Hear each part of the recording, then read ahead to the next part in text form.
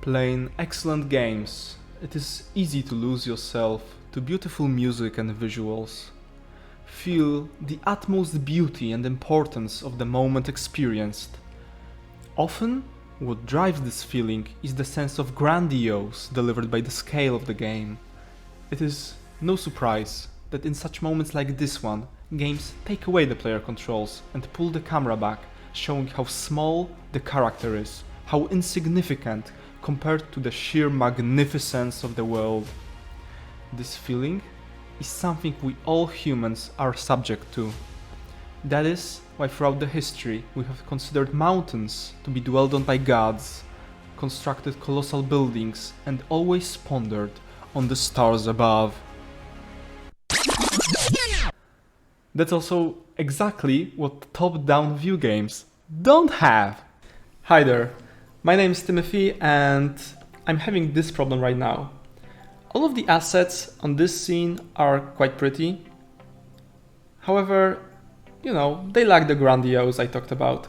So let's change that today, and I will show you and walk you through my process of designing such grandiose in the environment so hostile as top-down view games.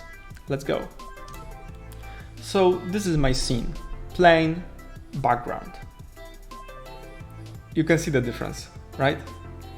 The main point of this experiment is to show the elevation, the height, that the scene is somewhere in the world. Why do those mountains float? To tell the story. What are they doing here? That it's not just, some simulation battler, but it's a scene that belongs to the world, that lives in a society, you may say. So I had two ideas for that. First one would be to set the scene underground and climb downwards, because it's a roguelike, so you have to climb some way to the end boss. And the other idea was to set the scene in the skies, so there are floating mountains and you are climbing on top of them. So this is my first approach. I start with the underground theme. However, you can see right now the contrasts are too stark. Why is this island lit so brightly in this dark cave? I would have to adjust all my hexes and maybe add dynamic lighting to the game to make this concept work. So I ditched the idea completely.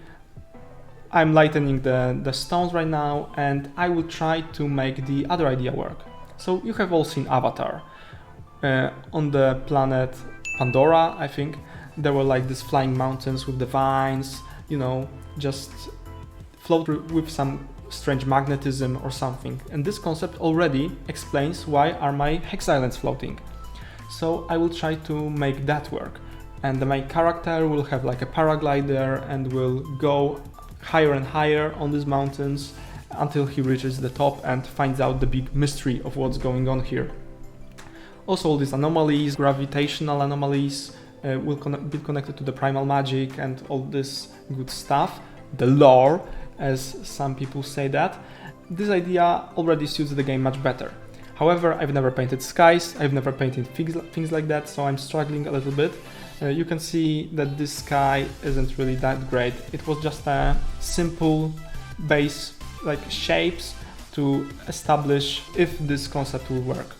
But I was missing something, so right now I'm adding the arches I created for the underground part, so nothing goes to waste really. And I just, spread them around to leave this window, compositional window for the island, so that they do not fight for attention with it.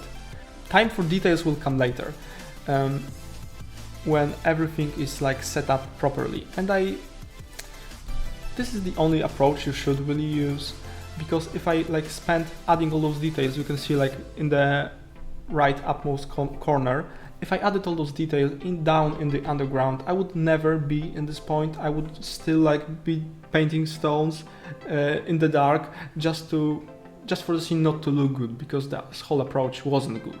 So I add the details only when I'm pretty sure the scene will work out, and probably here it was too early still. But you can already compare the left hand side to the right hand side. The detail is amazing.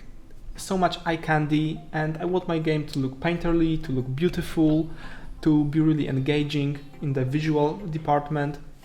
I think my strongest part as a game developer is probably my visual skills, so I try to use them a lot.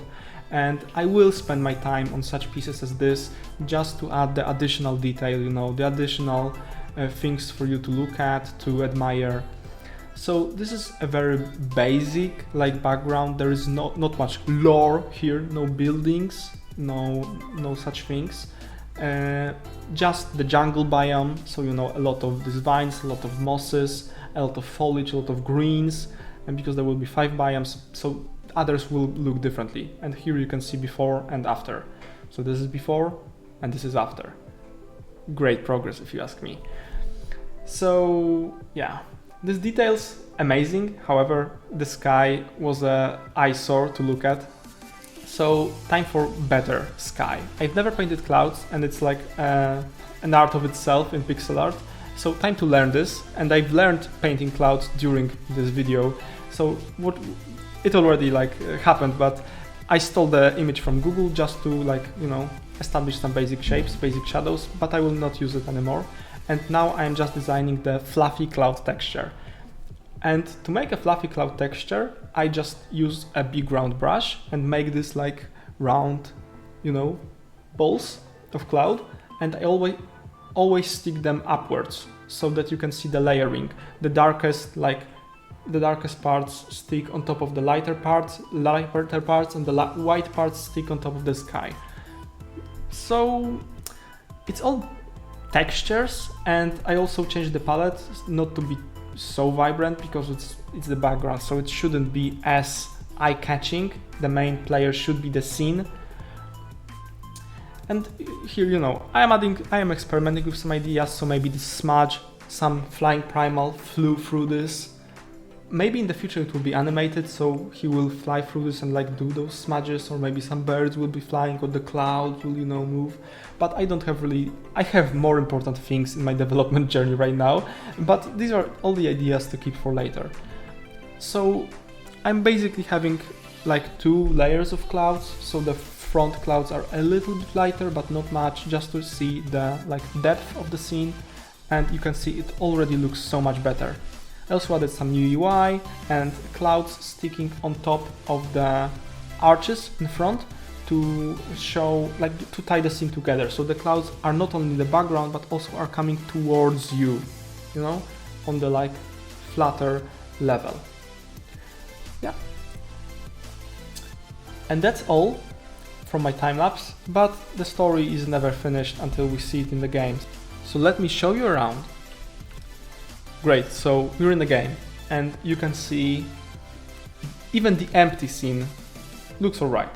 I mean, it has Primal Fray vibes, so it is vibrant, it has a lot of color, it is just pretty. You know, I'm tired of those, like, there are so many like grim, dark, desaturated palettes, pixel art games, you know, dark and everything is trauma, and I really, I'm tired of those. We just sometimes need some good in the world, you know. And it's some good in the world, I think. All these colors, you know, some Stardew Valley vibes. It's just so serene and so nice.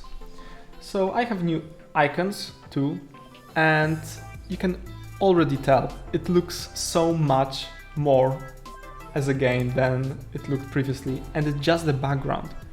And it's just the base background, because later I will maybe add some like flying castle here, and oh, what this flying castle means. And it will mean stuff, because right now I am thinking a lot about the lore of the game. Oh, and we're in the sky, right? So what happens if you push people around? Oh yeah, this happens. The boy be zooming downwards. Cool. So I am just so glad that I changed this background, and even if it's like the base one, you can already tell the scene is so much more tied to the world. Okay, so that's all I wanted to talk about for today. I was working a lot on the background, but I am also doing a lot of brain work, thinking about the world of Primal Fray.